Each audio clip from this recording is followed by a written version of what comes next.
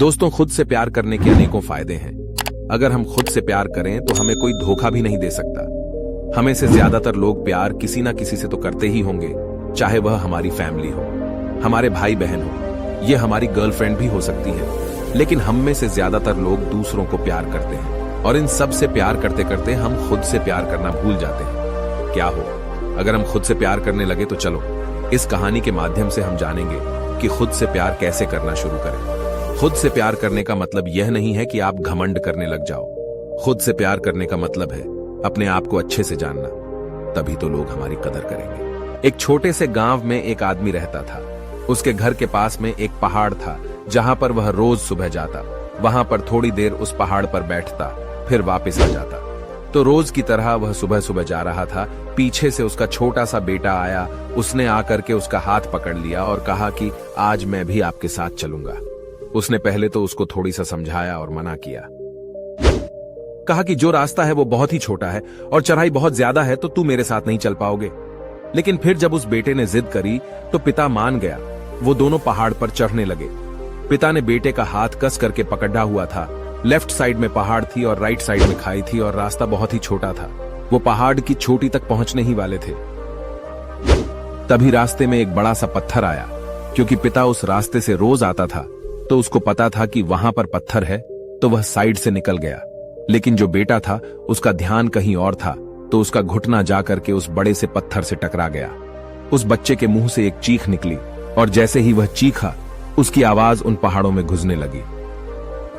इससे पहले उस बच्चे ने कभी भी अपनी आवाज की गूंज नहीं सुनी थी, तो उसे समझ नहीं आ रहा था कि ये क्या हो रहा है। वह अंदर से थोड़ा सा घबराया और उसे लगा कि शायद कहीं कोई है जो छुपकर उसे देख रहा है और उसका मजाक उड़ा रहा है। फिर उस बच्चे ने बोला, कौन हो तुम? तो जब उस बच्चे ने उस गूंज को सुना तो उसे गुस्सा आ गया। उसे लगा कि कौन है ये जो मेरा मजाक उड़ाए चला जा रहा है। फिर उसने गुस्से से कहा कि मैं तुम्हें छोड़ूंगा नहीं। और फिर जैसे ही उसने उस गूंज को सुना, वह घबरा गया।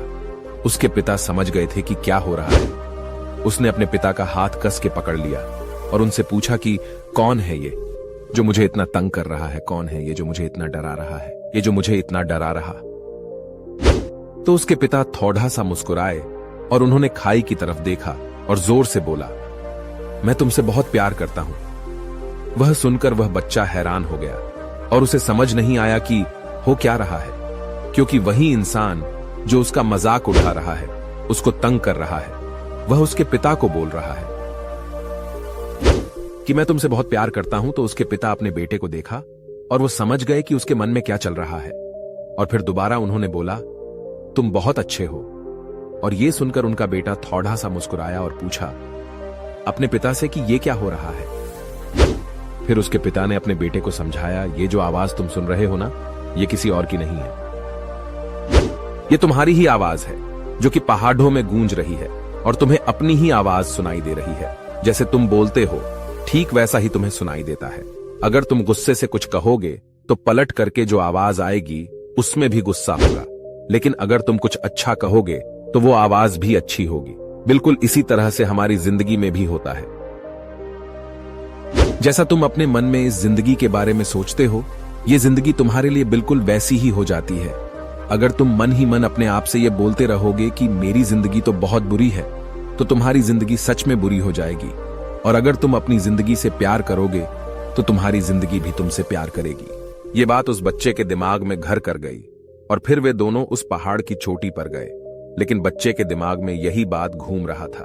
और फिर वह बच्चा खिलखिलाकर हंसा और उसने अपने दोनों हाथ खोले और अपनी पूरी ताकत से बोला, मैं तुमसे बहुत प्यार करता हूं। इसका अर्थ तो यही होता है, हम जो देंगे हमको वही मिलेगा। आज के लिए इतना ही, धन्यवाद।